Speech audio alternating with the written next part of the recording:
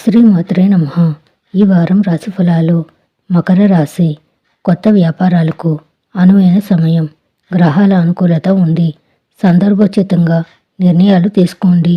లక్ష్యం పైనే దృష్టి నిలపండి. బుద్ధి చతురత అవసరం.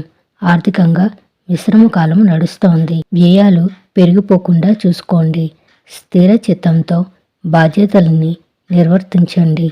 వారాంతంలో శుభం జరుగుతుంది. శని బుధ రాహువులు బాగా అనుకూలంగా ఉన్నందువల్ల వృత్తి ఉద్యోగాల్లో శుభ పరిణామాలు చోటు చేసుకుంటాయి.